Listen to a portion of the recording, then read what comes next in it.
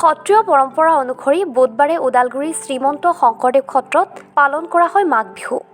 পহিলা মাঘৰ দিনটোতে ৰাতিপুৱাৰে পৰা আই মাতৃ আৰু বাপ বান্ধৱ ভকতসকলে নাম কীৰ্তন আৰম্ভ কৰে। অঞ্চলটোৰ ৰাইজে ৰাতিপুৱা সত্ৰত উপস্থিত হৈ সেৱা জনায়। বৰপেটা সত্ৰৰ পৰম্পৰা অনুসৰি নাম প্ৰসংগৰ পিছতে সত্ৰৰ বাকৰিত সাজি উলিওৱা মেজি প্ৰজ্বলন কৰে সত্ৰৰ প্ৰাক্তন সভাপতি নৰেশ্বৰ ডেকাদেৱে। এক সম্পূৰ্ণ আধ্যাত্মিক পৰিৱেশ বিৰাজ কৰে সত্ৰখনত। আজি আমাৰ বৰপেটা সত্ৰৰ পৰম্পৰা মতে ওদালগুৰি সত্ৰই সত্ৰ স্থাপন হোৱাৰ পৰাই এই মাঘ বিহুৰ কাৰ্যসূচী পালন কৰি আহিছে আৰু মাঘ বিহুৰ কাৰ্যসূচীটো আমাৰ ওদালগুৰি সত্ৰই 5 দিনীয়াকৈ পালন কৰে। যোৱাকালি প্ৰথম দিন গৈছে আমাৰ শৰাই হৈছিল আৰু আজি আমাৰ দ্বিতীয় দিন। আজি দ্বিতীয় দিনটো আমাৰ বৰদমাই বুলি কোৱা হয় আৰু বৰদমাই দিনা আমাৰ এটা বিশেষ কৰি মাঘ বিহুৰ ডাঙৰ উৎসৱ হৈছে আমাৰ মেজি প্ৰজ্বলন। এই মেজি প্ৰজ্বলনৰ কাৰ্য কৰা হ'ল আৰু মেজি প্ৰজ্বলন কৰাৰ পিছতে আমাৰ সত্ৰত প্ৰসাদ নিৰ্মালি বিতৰণ কৰা হয়।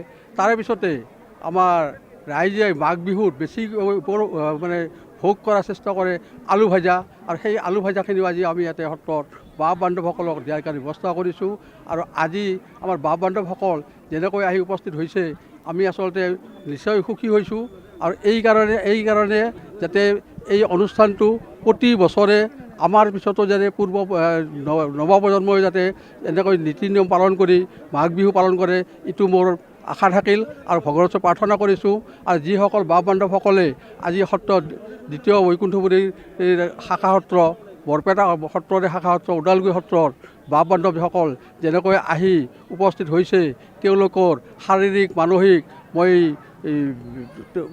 সুস্থ হোৱাৰ কামনা কৰিছোঁ আৰু তেওঁলোকৰ মংগল কামনা কৰিছোঁ, যাতে তাৰে লগতে ওদালগুৰি ৰাইজৰ লগতে আন ঠাইৰো বাপ বান্ধৱসকলৰ দেহ সুস্থ হওক, মন সুস্থ হওক, নতুন প্ৰজন্মবিলাকে উঠি আহক, যাতে আমাৰ এই উৎসৱবিলাক মানে সুস্থভাৱে চলাই দিব পাৰে আৰু আমাৰ এই পৰম্পৰাটো ৰক্ষা কৰে। কৃষ্ণ।